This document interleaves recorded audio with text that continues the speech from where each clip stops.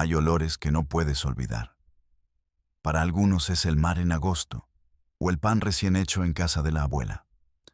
Para mí es el olor de esa cocina, aceite viejo, tabaco de liar y algo dulzón que no supe identificar hasta mucho después.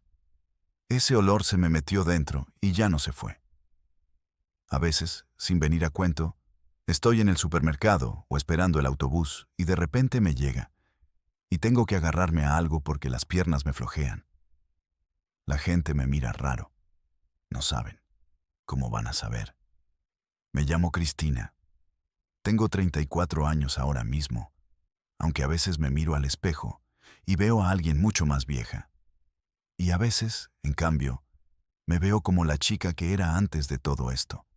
Y me entran ganas de avisarla, de gritarle, de decirle, no cojas ese teléfono, no vayas a esa cena, no le abras la puerta. Pero claro, eso no funciona así. Ojalá. Seguramente me estáis mirando y pensando, ¿cómo no te diste cuenta? ¿Cómo dejaste que pasara? Yo pensaba lo mismo de los demás cuando veía estas historias en internet, cuando leía los titulares en el kiosco o escuchaba a mi madre hablar de la vecina del tercero, que aguantó 20 años con un hombre que la tenía destrozada. Yo nunca, pensaba, a mí eso no me pasa. Y mira, así que antes de que sigáis pensando lo que estáis pensando, dejadme que os cuente quién era yo, porque eso importa. Importa mucho. Crecí en Getafe. No el Getafe de ahora, con el metro y los centros comerciales, sino el de antes, el de los bloques de los años 70 con las fachadas manchadas de humedad y los patios interiores donde los niños jugábamos al fútbol hasta que oscurecía. Mi padre trabajaba en Barajas, en tierra, en uno de esos empleos que no te hacen rico, pero te dan estabilidad. ¿Qué era lo que él buscaba siempre? Estabilidad. Mi madre era auxiliar administrativa en el ayuntamiento. 2 sueldos modestos, un piso de 3 habitaciones, un Renault 5 blanco, que mi padre lavaba cada domingo con una esponja y un cubo de agua jabonosa en el garaje comunitario. Esa es mi infancia. Eso es lo que soy. Éramos 4. Mis padres, mi hermano Marcos y yo. Marcos es 3 años mayor que yo. 3 años y otro mundo entero. Siempre fue así. Él era el serio, el responsable, el que sacaba buenas notas sin esfuerzo aparente, el que nunca daba problemas. Y yo era la otra. No mala estudiante, no conflictiva, simplemente menos brillante, menos ordenada, menos todo. Mi padre no lo decía con maldad, creo. Era solo que cuando hablaba de Marcos, sus ojos se iluminaban de una manera distinta. Y cuando me miraba a mí, había algo parecido a la resignación. No sé. Quizás me lo inventé. Quizás no. Marcos estudió ingeniería de caminos en la Politécnica. Tardó 6 años, pero lo acabó. Consiguió trabajo en una empresa de infraestructuras antes incluso de terminar el proyecto de fin de carrera. Se fue a vivir a un piso en Legazpi, en Madrid. Uno de esos pisos nuevos, reformados, que entonces empezaban a ponerse de moda con los suelos de madera y la cocina americana. Yo lo fui a ver un domingo y me quedé callada en la puerta, mirando aquello, pensando que eso era exactamente lo que quería para mí. No el piso en concreto, la sensación, haber llegado a algún sitio. Yo estudié un ciclo de formación profesional de administración y finanzas. Trabajé en una gestoría en Leganés durante 4 años. Luego en una empresa de logística en el polígono de Villaverde, llevando facturas y conciliaciones bancarias.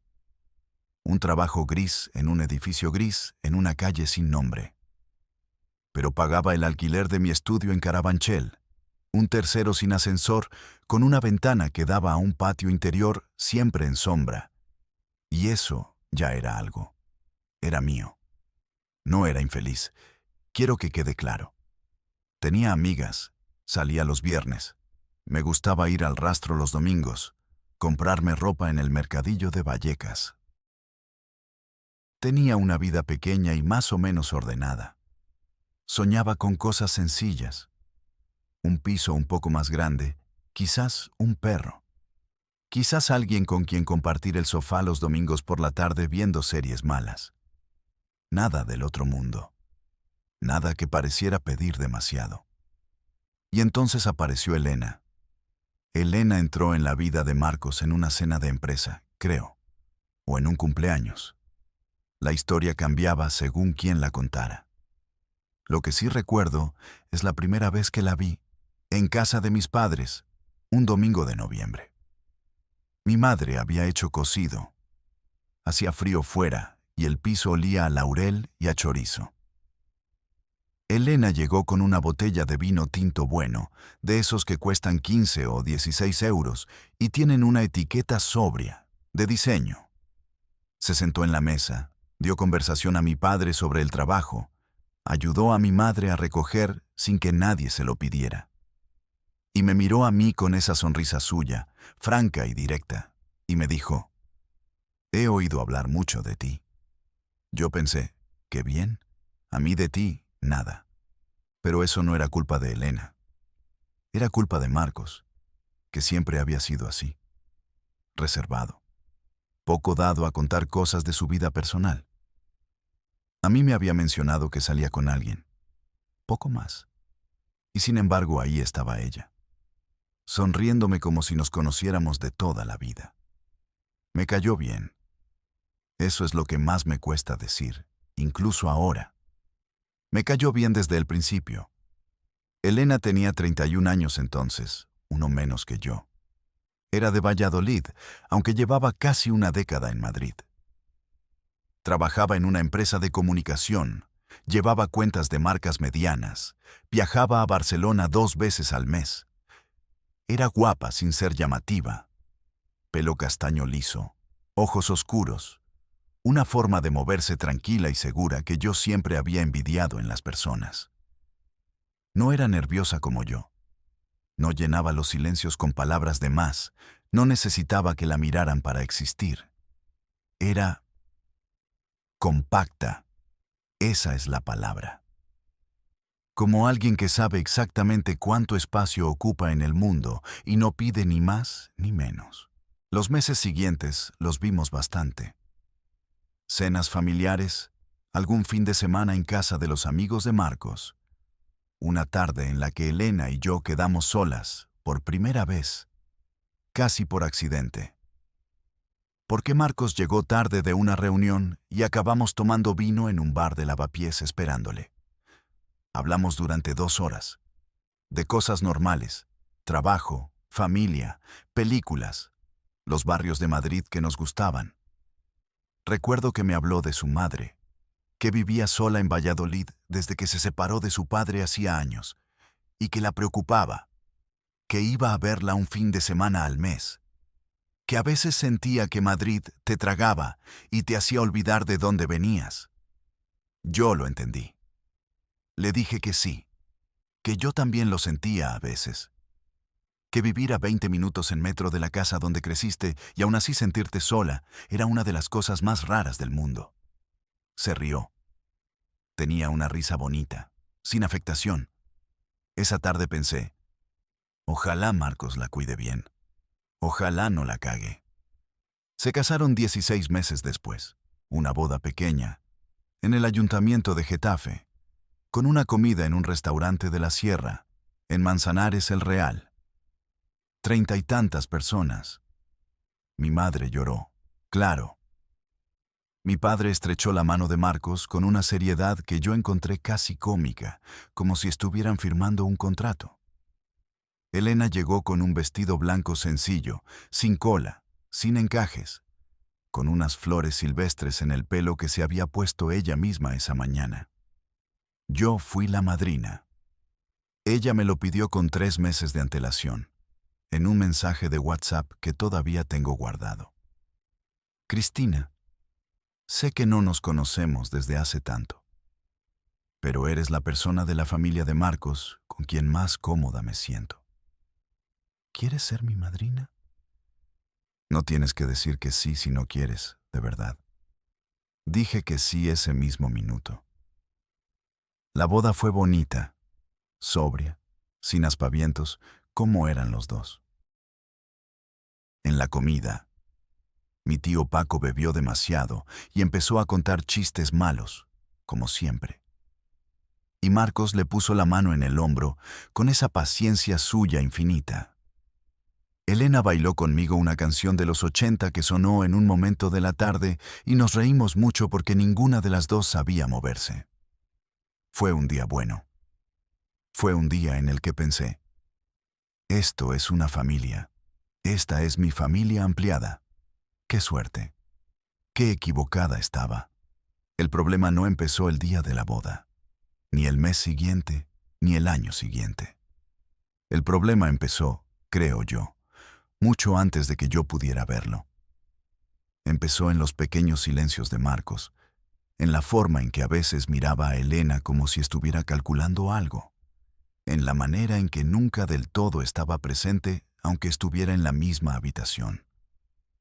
Pero eso lo entendí después. En el momento, lo que yo veía era una pareja normal, con sus cosas normales. Lo que sí noté, y pronto, es que Marcos trabajaba demasiado. Siempre había sido aplicado. Pero después de la boda, aquello escaló a algo diferente.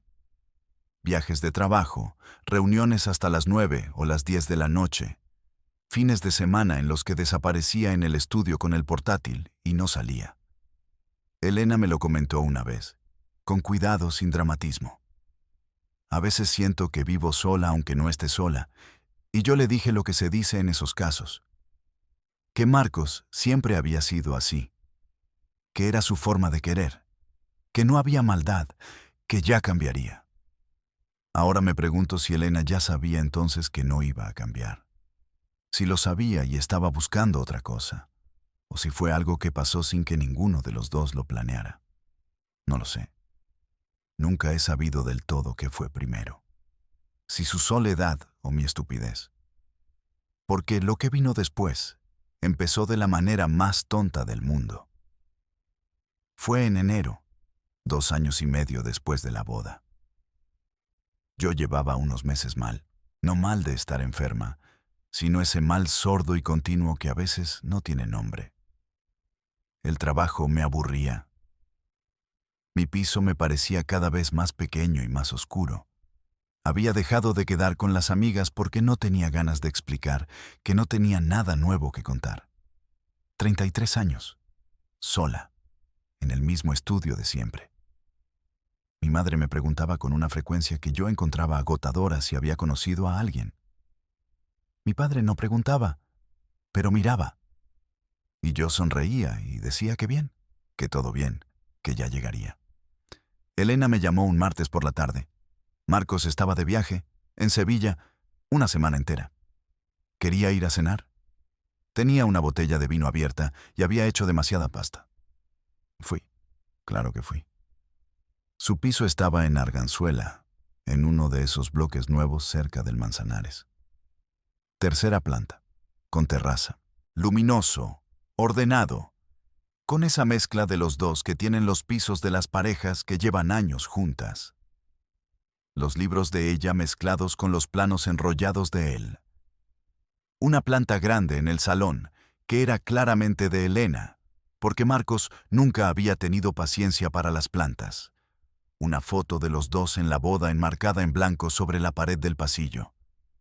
Cenamos pasta con pesto que ella había hecho. Bebimos el vino. Y hablamos durante horas. Fue una de esas conversaciones que no recuerdas exactamente de qué fueron, pero que después sientes que te cambiaron algo por dentro. Hablamos de nuestros padres, de lo que habíamos querido ser de pequeñas, de lo raro que es hacerse adulta y darte cuenta de que la vida que tienes no se parece en casi nada a la que imaginabas. Elena me habló de Marcos con una honestidad que me sorprendió. Dijo que le quería, pero que a veces no sabía si él la quería a ella o a la idea de tener una vida ordenada. Dijo, no sé si me ve a mí o ve el casillero que yo relleno. Me quedé callada. No supe qué contestar. Era la primera vez que ella me decía algo así. ¿Y tú se lo has dicho a él?, Le pregunté. Hizo una pausa larga. Lo intento. Pero Marcos no sabe escuchar estas cosas. Las oye y asiente y luego sigue con lo suyo. Esa noche me fui a casa caminando, aunque hacía frío. Necesitaba el aire. Iba pensando en lo que había dicho Elena y en mi hermano. En ese hermano que yo conocía y no conocía a la vez. Y en lo extraño que era querer a alguien de toda la vida y no saber bien quién es. No pensé en nada más, os lo juro. Pero las cenas se repitieron. Y las llamadas. Y los mensajes. Elena tenía esa forma de escribir que hacía que los mensajes parecieran una conversación real, no esos intercambios secos y funcionales que tenemos con la mayoría de la gente. Me mandaba cosas que había leído, artículos, fotos de libros que quería leerme en voz alta cuando nos viéramos. Yo le contaba cosas del trabajo, pequeñas frustraciones del día a día, y ella respondía con una atención que no estaba acostumbrada a recibir. Me preguntaba por las cosas que le había contado semanas antes. Se acordaba. Me hacía sentir que lo que yo decía importaba. ¿Cuándo empezó a hacer otra cosa? No lo sé situar con exactitud. No hubo un momento concreto, una escena de película. Fue una acumulación de pequeñas cosas que, por separado, eran inocentes. Una tarde de abril, en que nos quedamos en su terraza hasta las 12 de la noche con una manta cada una y una botella de cava que había sobrado de no sé qué. Una tarde en que llovía y nos quedamos viendo una película en el sofá. Una de esas películas tristes que te dejan rara. Y cuando acabó, ninguna de las dos habló durante un rato. Y yo sentí algo que no supe nombrar. Una noche de mayo, en que Marcos llegó cuando yo todavía estaba allí y algo en el ambiente cambió. Una tensión nueva que los tres fingimos no notar. Yo lo notaba. Pero me decía que era mi imaginación. Me decía, eres la cuñada. Es tu hermano. No seas idiota. El verano fue complicado. Marcos consiguió un proyecto grande en Valencia y empezó a viajar más, semanas enteras fuera. Elena y yo nos veíamos cada vez más. Quedábamos para ir al mercadillo del domingo, para comer en un bar de barrio cerca de su piso que hacía un menú bueno por 9 euros. Para dar vueltas sin rumbo por el Retiro, una tarde de agosto en que el calor aplastaba Madrid y no había nadie. Hablábamos de todo y de nada. Hablábamos de cosas que yo no le contaba a nadie más. Una tarde de julio, paseando por Lavapiés, me cogió del brazo. No fue nada especial, era solo un gesto, de esos que se hacen sin pensar. Pero yo lo noté en todo el cuerpo. Y supe que había un problema. Me fui a casa y estuve 1 hora en el baño con el agua fría del grifo corriendo, mirándome en el espejo, diciéndome que tenía que parar, que aquello no podía seguir, que Elena era la mujer de mi hermano, y que yo estaba construyendo una cosa en mi cabeza que no existía, y que aunque existiera, sería imposible y estaría mal y destrozaría todo. Me lo dije todo eso, con mucha claridad. Y 2 días después, quedé con ella para comer. No voy a mentiros. No voy a deciros que fue ella quien cruzó la línea primero, o que yo no sabía lo que estaba pasando. Lo sabía. No quería saberlo, que es diferente, pero lo sabía. Y seguí. Seguí porque era la primera vez en años que me sentía vista de verdad. Seguí porque estaba sola y cansada de estarlo. Seguí porque la quería y porque esa clase de querer no pregunta si es conveniente. Fue una noche de agosto. Marcos llevaba 10 días en Valencia. Hacía calor, uno de esos calores húmedos de Madrid que no ceden ni de madrugada. Estábamos en su terraza. Habíamos bebido, no mucho, pero algo. Y en un momento dado, Elena me miró y dijo algo que no voy a repetir aquí, porque es demasiado íntimo, demasiado suyo, y porque no cambia lo que pasó. Lo que pasó es que no me fui. No me levanté y no dije, esto no. Lo que pasé es que me quedé, y que los dos lo elegimos. Esa es la verdad. No cómoda, no simple, pero verdad. Los meses siguientes fueron los más extraños de mi vida. Seguía viendo a mi hermano en las cenas de familia. Seguía comiendo el cocido de mi madre los domingos cuando tocaba. Seguía siendo la Cristina de siempre, la que preguntaba por el trabajo de Marcos y la que ayudaba a mi madre a lavar los platos mientras mi padre veía el fútbol. Y al mismo tiempo era otra persona que vivía en un mundo paralelo, invisible, que compartía cosas con Elena que no podía contarle a nadie. No dormía bien. Eso fue lo primero. Luego vino la ansiedad, ese nudo en el pecho constante que tenía sobre todo cuando estábamos los tres en el mismo sitio, cuando Marcos ponía la mano en el hombro de Elena o cuando mi madre decía algo sobre lo bien que hacían pareja. Tenía que controlar cada gesto, cada mirada, cada tono de voz. Era agotador. Era como actuar en una obra de teatro sin guión, improvisando cada escena, aterrada de equivocarme. Y con todo eso, seguíamos. Porque cuando estábamos solas, cuando todo lo demás desaparecía, era la única vez que no actuaba. La única vez que era yo. No sé si eso lo justifica. No creo que lo justifique. Pero es lo que sentía. En noviembre, Elena me llamó un lunes por la mañana. Eran las 9:30. Yo estaba en el trabajo, delante de una pantalla llena de facturas, con el café a medio beber. Cogí el teléfono y vi su nombre, y ya supe, antes de descolgar, que algo había cambiado. Hay llamadas que huelen distinto. Esta olía a miedo. «Cristina», dijo, y luego silencio. «¿Qué pasa?», dije yo, aunque ya lo sabía. Otro silencio. Y luego, «Estoy embarazada». Me quedé muy quieta. Tan quieta que la chica que se sentaba a mi lado me miró de reojo pensando que me había pasado algo. «¿Cuánto?», pregunté, y mi voz sonó extraña, plana, como si fuera de otra persona. 7 semanas. Casi 8. Hice los cálculos en silencio. No hacía falta hacerlos para saber lo que significaban. «Marcos lleva 2 meses sin...», empezó ella, y no acabó la frase. No hizo falta. Colgué el teléfono. Me levanté.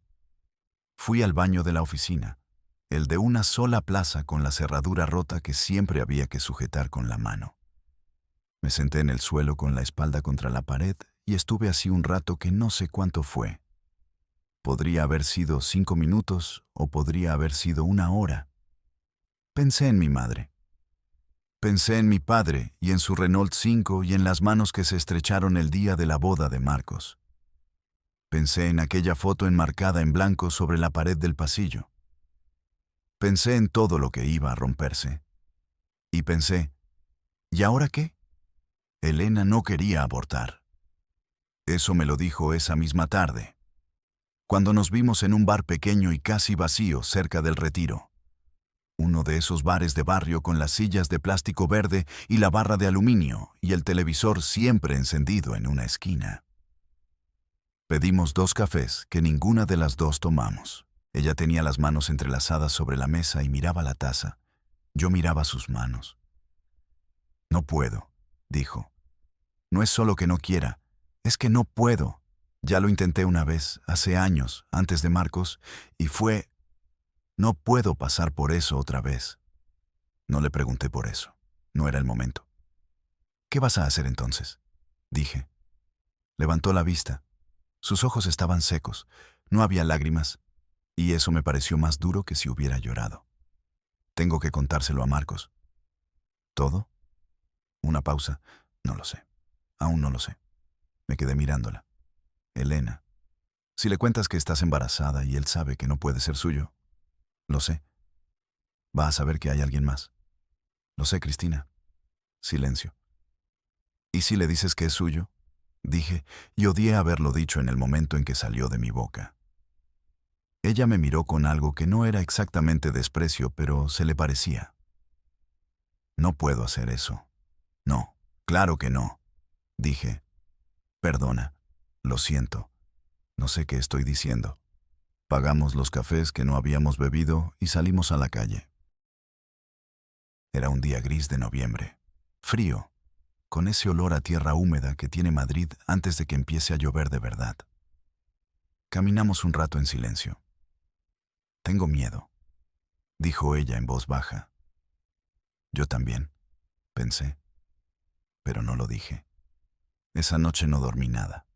Estuve tumbada en la oscuridad de mi estudio, mirando el techo, con el sonido del tráfico de la calle colándose por la ventana mal cerrada, pensando en mi hermano, en Marcos, en el Marcos que yo conocía.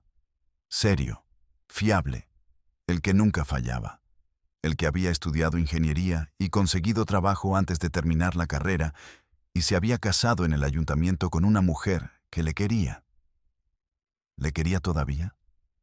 ¿Le había querido ella de verdad alguna vez? ¿Y él a ella? ¿Y yo? ¿Qué había hecho yo? Esa pregunta se quedó clavada en el techo de mi estudio y no se movió de allí en semanas, porque lo que yo había hecho era traicionar a mi hermano. Eso es lo que había hecho, sin violencia, sin drama, sin ningún momento claramente monstruoso, simplemente un deslizamiento largo y gradual hacia algo que no debería haber pasado y que ahora tenía consecuencias concretas, irreversibles, que iban a cambiar la vida de varias personas que yo quería. Me decía que no había sido mala intención. Me decía que había sido soledad, necesidad, algo real y profundo. Y todo eso era verdad. Y aún así era también verdad lo otro. Las dos cosas eran verdad al mismo tiempo. Y no había manera de que una borrara a la otra. Elena habló con Marcos 10 días después. Yo no estaba claro. Me lo contó por teléfono, la noche del mismo día, con una voz que sonaba a cristal muy fino, de esos que parecen resistentes hasta que de repente no lo son. Le dijo que estaba embarazada. No le dijo quién, solo le dijo que había alguien, que llevaba tiempo sin estar bien en el matrimonio, que lo sentía, que no quería mentirle. Marcos no gritó. Eso me lo dijo Elena y me sorprendió, aunque no sé por qué me sorprendió. Marcos nunca gritaba. Se quedó muy callado. Preguntó si el bebé era suyo. Ella le dijo que no. Y entonces se levantó, cogió las llaves del coche, el Volkswagen gris que tenía aparcado en el garaje comunitario del bloque, y se fue. No volvió esa noche.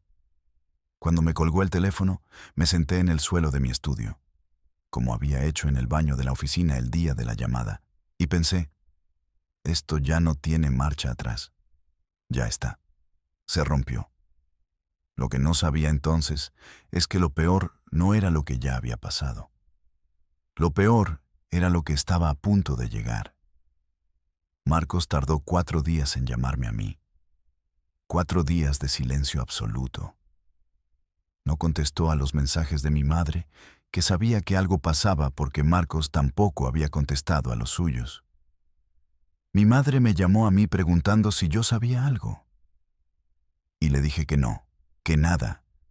Y lo dije tan mal que sé que no me creyó, aunque no preguntó más.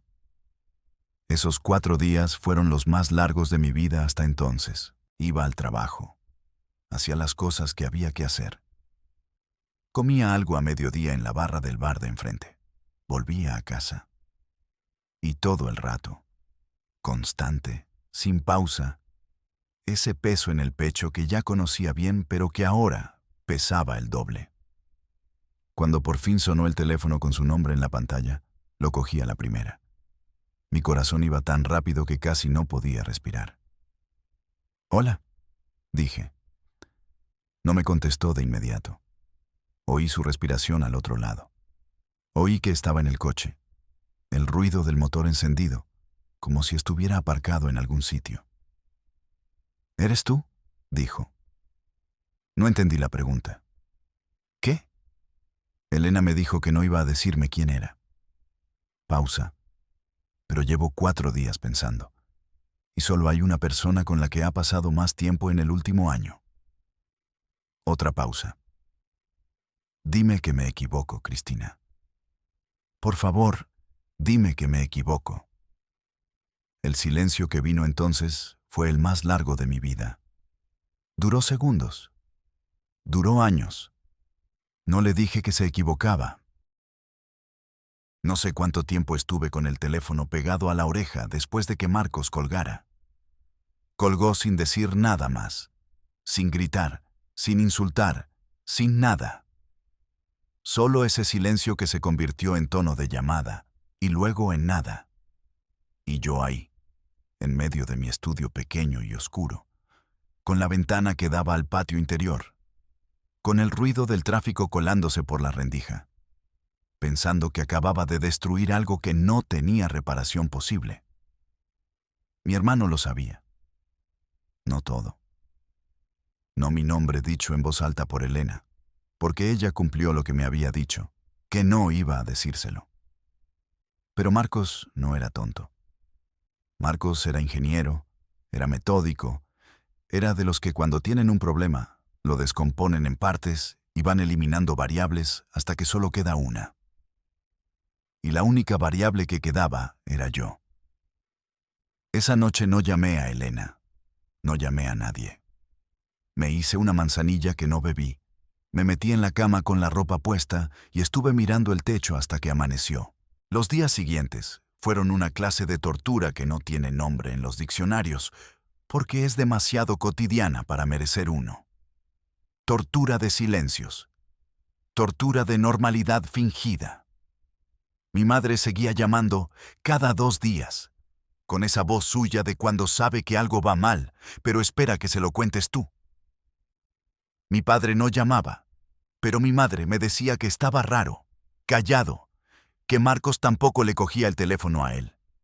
Yo iba al trabajo, hacía las facturas, comía en la barra, volvía a casa. Elena y yo no nos vimos durante casi 3 semanas. Nos mandábamos mensajes cortos, funcionales, casi clínicos. ¿Estás bien? Sí. ¿Y tú? Sí. Como si de repente no supiéramos hablar. Como si todo lo que habíamos construido en 1 año y medio de conversaciones largas y tardes en la terraza y noches de agosto se hubiera convertido en algo demasiado frágil para tocarlo. Marcos se fue del piso de Arganzuela, cogió ropa, algunos libros, los planos enrollados que tenía en el estudio, y se instaló en casa de un amigo suyo en Vallecas, un piso compartido de esos que no esperabas que un hombre de 37 años fuera a necesitar. Mi madre me lo contó sin saber que yo ya lo sabía. Me lo contó con una voz extraña, entre preocupada y acusadora, como si sospechara que yo tenía algo que ver, pero sin poder formular exactamente qué. No me cuentas nada, me dijo un día. No hay nada que contar, mamá. Marcos está destrozado. Lo sé. ¿Lo sabes? Una pausa. ¿Cómo lo sabes si no hablas con él? Me quedé callada. Cristina. Mamá, ahora no puedo hablar. Te llamo luego. Y colgué. Y no la llamé luego, y estuve 2 días sin coger el teléfono a nadie. El primer encuentro con Marcos fue en casa de mis padres, un domingo de diciembre. No lo planeé. O quizás sí lo planeé sin reconocerlo. Fui a comer sabiendo que existía la posibilidad de que él también fuera, porque mi madre había dicho que había hablado con él y que estaba mejor y que iba a intentar venir. Fui de todas formas. No sé qué buscaba. Quizás cerrar algo. Quizás castigarme. Llegué la primera. Ayudé a mi madre con la ensalada. Puse la mesa. Escuché a mi padre hablar del partido del sábado. Todo muy normal. Todo muy de siempre.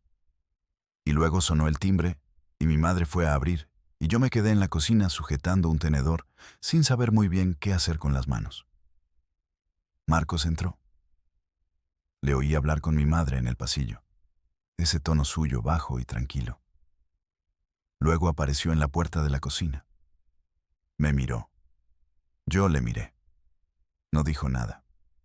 Yo tampoco. Mi madre pasó entre los dos con la bandeja de la carne y dijo algo sobre que había que sacar el pan. Y los dos nos movimos, y el momento pasó. Durante toda la comida no nos dirigimos la palabra directamente.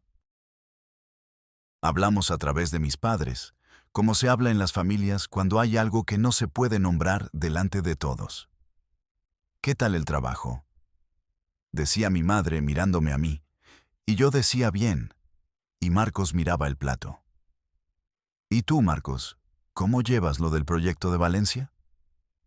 Y Marcos decía tirando, y yo miraba mi vaso de agua. Cuando mis padres se levantaron a por el postre, nos quedamos solos en la mesa. 10 segundos, quizás 15. Marcos levantó la vista del plato y me miró con una expresión que no era de rabia. Era algo peor que la rabia. Era agotamiento. Era la cara de alguien que ha intentado entender algo durante semanas y ha dejado de intentarlo porque no hay manera. ¿Por qué?, dijo en voz muy baja. No como acusación, como pregunta real, como alguien que de verdad necesita saber. Y yo no supe qué contestar. Porque no hay respuesta para esa pregunta que no suene a excusa. Porque todo lo que podría haber dicho, la soledad, el tiempo, lo que sentía por Elena, todo eso era verdad y al mismo tiempo era insuficiente. Era pequeño frente a lo que había roto. Lo siento, dije, y lo decía de verdad, con todo lo que tenía. Volvieron mis padres con el flan. La conversación siguió. Nadie lloró. Nadie gritó. Fue una comida de domingo normal, con el televisor encendido de fondo y el olor a café recién hecho. Y debajo de todo eso algo partido en 1000 pedazos que ninguno de los 4 nombramos. Esa es la España que yo conozco. La de las cosas que no se dicen, pero están ahí, ocupando todo el espacio. Elena fue al médico en solitario las primeras semanas. Me lo contaba por mensajes, escueto, sin detalles. Primera ecografía. Todo bien. 12 semanas. Todo bien. Yo respondía con emojis o con frases cortas porque no sabía qué decir. Porque la situación entera me superaba de una manera que no había experimentado nunca.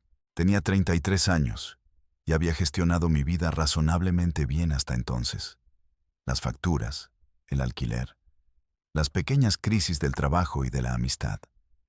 Y de repente me enfrentaba a algo para lo que no tenía ninguna herramienta. Un bebé. Había un bebé en camino. Un bebé que era mío, aunque esa palabra, mío, me resultaba abstracta e irreal como el nombre de un país en el que nunca había estado. No dormía bien. Eso ya lo he dicho. Pero es que empeoró. Empecé a tener lo que creo que eran ataques de ansiedad, aunque en ese momento no los llamaba así. Me despertaba a las 3 o las 4 de la madrugada con el corazón desbocado y la sensación de que el techo se bajaba. Y me levantaba y me sentaba en la silla de la cocina y bebía agua hasta que pasaba. A veces tardaba 20 minutos, a veces 1 hora. El día siguiente lo arrastraba como podía. Empecé a cometer errores en el trabajo. Pequeños, pero errores. Una factura mal cuadrada, una fecha equivocada, un correo enviado a la persona que no era. Mi jefa me llamó un día a su despacho. Una mujer de 40 y tantos con muy poca paciencia para los rodeos. Y me preguntó directamente si tenía algún problema personal. Le dije que estaba pasando por un momento difícil. Me dijo que lo entendía, pero que el trabajo había que hacerlo bien. Asentí. Salí del despacho. Fui al baño, el mismo de la cerradura rota, y me quedé mirando el espejo durante un buen rato. La chica que me devolvía la mirada tenía ojeras hasta la mitad de la cara y el pelo sin brillo, y los hombros caídos de una manera que no recordaba haber tenido antes. «Espabila», me dije en voz alta. Pero no sabía por dónde empezar. En febrero, 4 meses después de aquella llamada de noviembre, Elena me pidió que quedáramos. No por mensaje. Me llamó, como antes, con esa voz suya tranquila que yo había aprendido a leer, y que ahora me decía que tenía algo importante que decir. Quedamos en el mismo bar de siempre, el de las sillas de plástico verde cerca del Retiro. Era un martes por la tarde y el bar estaba casi vacío. Ella llegó antes que yo y estaba sentada con las manos sobre la mesa y el abrigo todavía puesto. Y cuando entré y la vi, me di cuenta de que se le notaba. Ya se le notaba el embarazo. 5 meses, casi. La barriga era pequeña todavía, pero inconfundible. Y verla así, en ese bar de barrio con el televisor en la esquina y la barra de aluminio. Me hizo algo por dentro que no supe si era ternura o pánico o las dos cosas a la vez. Me senté. Pedimos 2 aguas. Marcos quiere el divorcio, dijo. Sin preámbulos, sin introducción. Me lo dijo la semana pasada. Ha buscado ya un abogado. Asentí. No le voy a pedir nada, siguió. El piso es de los 2. Lo compramos a medias, así que se venderá y cada uno se lleva su parte. No hay mucho más. ¿Y el niño? Dije. Una pausa. El niño es mío. Y tuyo. Marcos lo sabe y no quiere saber nada. Otra pausa. Eso también lo entiendo. Me quedé mirando el vaso de agua. ¿Qué vas a hacer? Quedarme en Madrid. Buscar un piso más pequeño. Tengo trabajo, tengo sueldo. Tengo una amiga en Lavapiés que tiene una habitación libre en su casa hasta que yo encuentre algo. Lo dijo con esa calma suya que siempre me había parecido una fortaleza y que ahora me resultaba casi dolorosa. Voy a salir adelante, Cristina. No te estoy pidiendo que me salves. Entonces, ¿qué me estás pidiendo? Me miró fijamente. Que decidas qué quieres ser en la vida de este niño. No ahora mismo. No tienes que decirme nada hoy. Pero pronto. Porque yo necesito saber con qué cuento. Volví a casa a pie. Llovía, un agua fina y constante de febrero que te cala sin que te des cuenta. Llegué empapada y me di una ducha larga con el agua muy caliente, y luego me senté en la cama y estuve un rato con la toalla en la cabeza sin hacer nada. Decidir qué quería ser. Nunca nadie me había hecho esa pregunta de esa manera. Tan directa. Tan sin red. Llamé a mi madre ese fin de semana. Le pedí que nos viéramos solas, sin mi padre, en la cafetería del centro comercial de Getafe, donde ella iba los sábados a veces. Llegué antes. Pedí un café con leche. Esperé. Cuando la vi entrar con su abrigo de paño azul marino y su bolso de siempre, pensé, esto va a romperle el corazón. Y lo sentí de verdad, físicamente, como una presión en el esternón. Se sentó. Pidió lo de siempre, un cortado. Me miró con esos ojos suyos que siempre han sabido cuando algo va mal. Cuéntame, dijo, y le conté. No todo de golpe, sino poco a poco, eligiendo las palabras, tratando de explicar cómo había empezado, cómo había crecido, lo que sentía por Elena y lo que había pasado, y el bebé y el divorcio de Marcos. Lo fui soltando de a poco, como se desata un nudo apretado, con cuidado para no hacer daño de más, aunque ya sabía que el daño era inevitable. Mi madre no dijo nada mientras hablaba. Se bebió el cortado despacio. Me miró todo el rato. Cuando acabé, hubo un silencio largo. El ruido del centro comercial alrededor. Pasos, música de hilo, el llanto lejano de un niño. ¿Lo sabe tu padre?, dijo por fin. No, asintió muy despacio. ¿Y Marcos lo sabe todo? ¿Qué eres tú? Sí. Otro silencio. ¿Y Elena? ¿Cómo está Elena? Me sorprendió esa pregunta. Está entera. Ya sabes cómo es. Mi madre asintió otra vez. Luego miró su taza vacía durante un buen rato. Cuando volvió a mirarme, tenía los ojos brillantes, pero no lloraba. No te voy a decir que está bien lo que hicisteis, dijo. No está bien. Y tu hermano está sufriendo y eso es real, y eso importa. Pausa. Pero tampoco te voy a decir que eres mala persona, porque no lo eres. Eres mi hija y te conozco y sé que no lo hiciste por hacerle daño a nadie. No dije nada. Tenía un nudo en la garganta del tamaño de un puño. ¿Y tú qué quieres, Cristina? De verdad. Me pregunté si alguien me había hecho esa pregunta antes, si yo me la había hecho a mí misma alguna vez con esa honestidad. No lo sé, dije. Creo que quiero ser parte de la vida de ese niño. Y no sé qué significa eso ni cómo se hace, pero quiero intentarlo. Mi madre asintió una última vez. Luego alargó la mano sobre la mesa y me cogió la mía. La apretó fuerte, como cuando era pequeña y cruzábamos la calle. No dijo nada más. No hacía falta. El divorcio de Marcos y Elena tardó casi 8 meses en resolverse. No fue complicado en términos legales. No había hijos en común reconocidos, el piso se tasó y se vendió. Cada uno se llevó su parte. El juzgado de primera instancia lo tramitó con la eficiencia burocrática de siempre, formularios y fechas y firmas en la notaría de una calle céntrica de Madrid, donde una funcionaria de mediana edad les puso delante los papeles sin mirarles a la cara. Esas cosas se hacen así en España, con mucho papel y muy poco drama oficial, mientras todo el drama real ocurre en otro sitio. Mi padre se enteró por mi madre. Supongo que a la semana de que yo se lo conté a ella. No me llamó. Tardó casi un mes en dirigirme la palabra. Y cuando lo hizo, fue en una cena familiar a la que yo fui porque mi madre me pidió que fuera. Y mi padre me miró desde el otro lado de la mesa con una expresión que no era de rabia, sino de algo más difícil de nombrar. Decepción, quizás. O esa mezcla de decepción y resignación que yo siempre había leído en su cara cuando me miraba, solo que ahora multiplicada por 10. Nunca hablamos de ello directamente. En mi familia no se hacía eso. Se convivía con las cosas, se las rodeaba. Se aprendía a existir en la misma habitación que ellas sin nombrarlas. Mi padre tardó meses en volver a hablarme con normalidad. Y cuando lo hizo, fue como si hubiera tomado la decisión consciente de seguir adelante. De no dejar que aquello le robara a su hija, además de haberle roto algo en la imagen que tenía de su familia.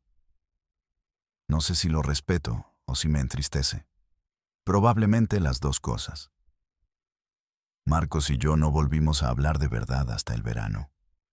Junio. Él me llamó un domingo por la tarde, cuando yo estaba en el rastro del rastro, entre puestos de ropa y cachivaches, con el sol de las 12 pegando fuerte.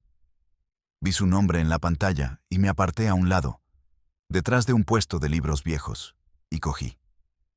¿Puedes hablar?, dijo. Sí, voy a ser directo. Y lo fue, porque Marcos siempre ha sido directo. No te perdono. Quiero que lo sepas. No sé si algún día podré, y no te voy a prometer nada que no sé si es verdad. Lo entiendo, dije. Pero eres mi hermana. Pausa larga. Y ese niño va a existir. Y yo tengo que aprender a vivir con eso, aunque no sé todavía cómo. No dije nada. Esperé.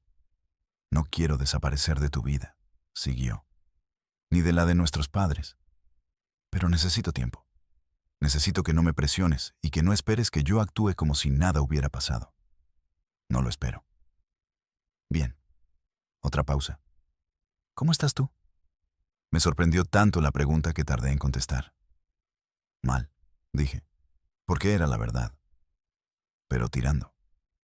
Bien, repitió, y casi pude oír en esa palabra algo que no era perdón, pero era quizás el primer centímetro hacia él. Cuídate. Colgó. Me quedé entre los puestos de libros viejos con el teléfono en la mano y el sol en la cara y algo que se parecía remotamente al alivio, aunque era demasiado pequeño y demasiado frágil para llamarlo así. Mi hijo nació en julio.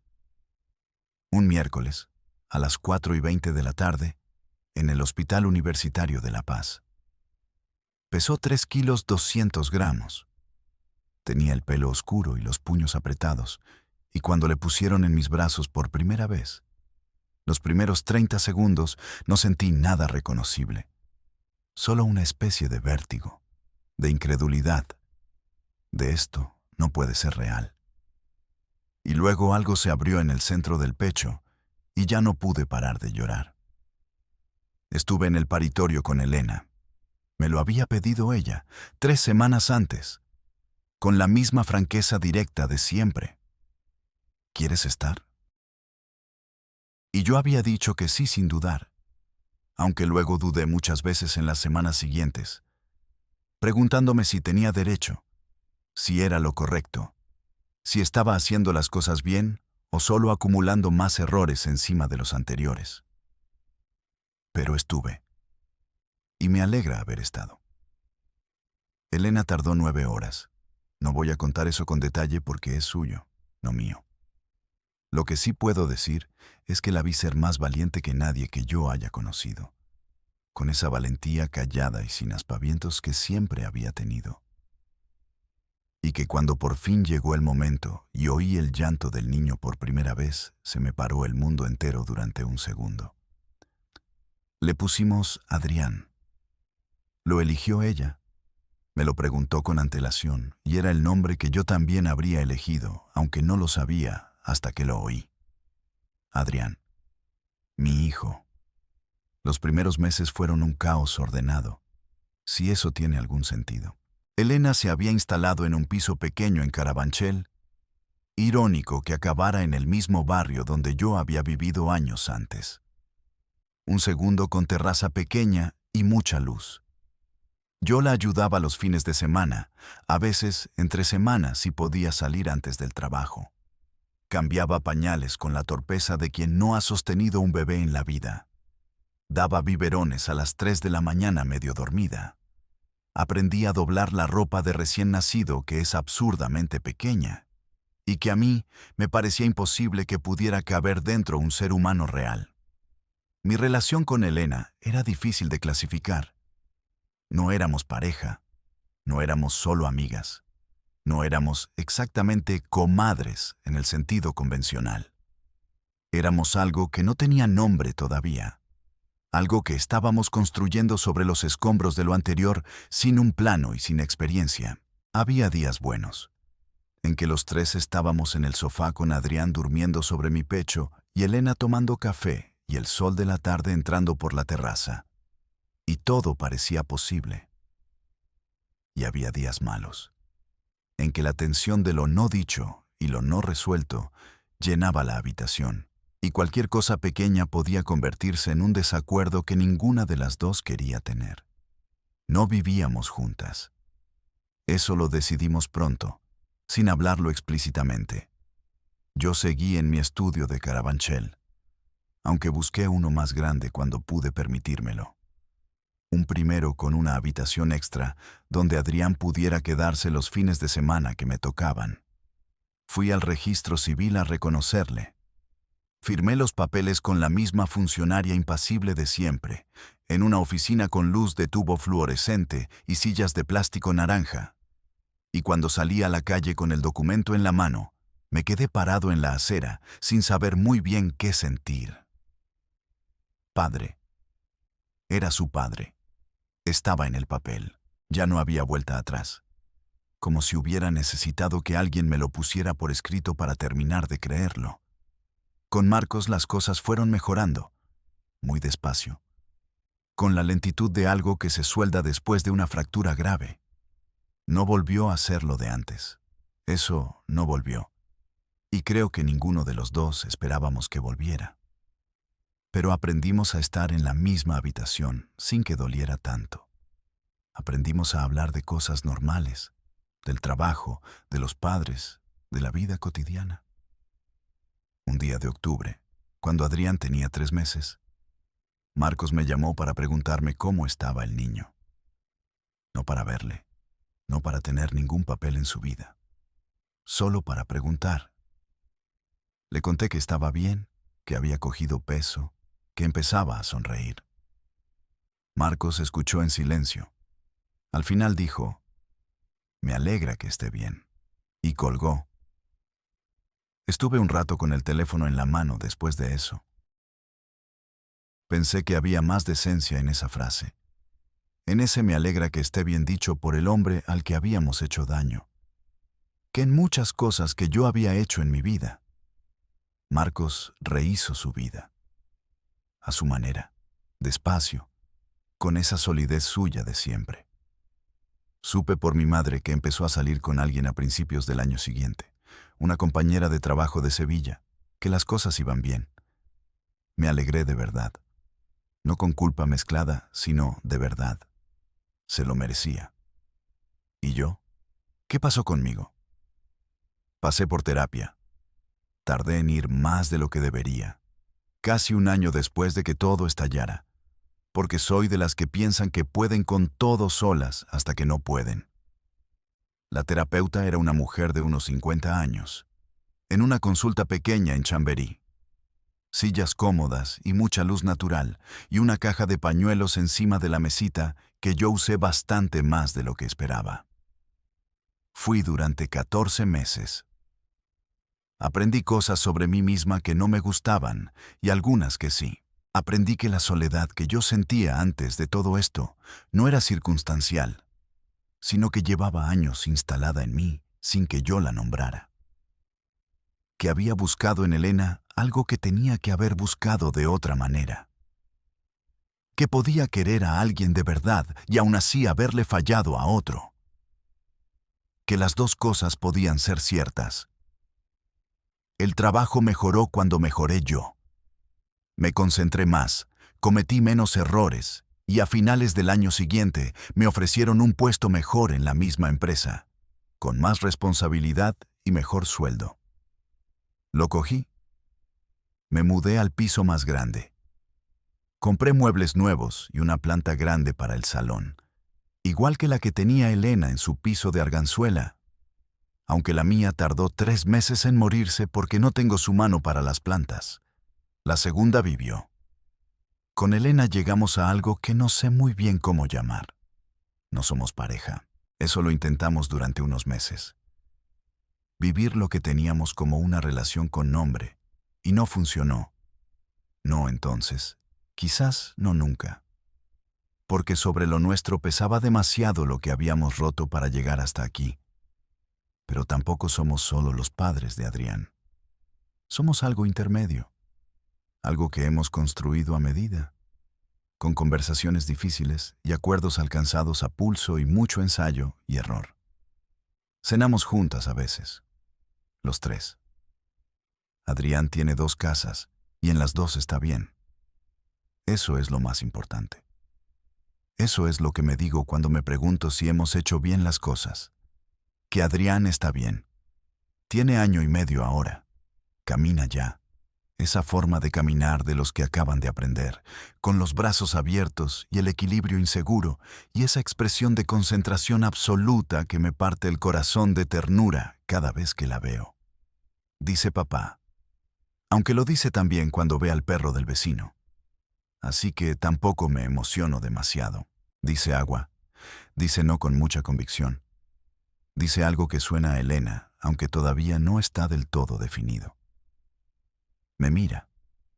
Cuando entro por la puerta y me ve, separa lo que está haciendo y me mira. Y luego empieza a caminar hacia mí con esos pasos inestables y los brazos abiertos.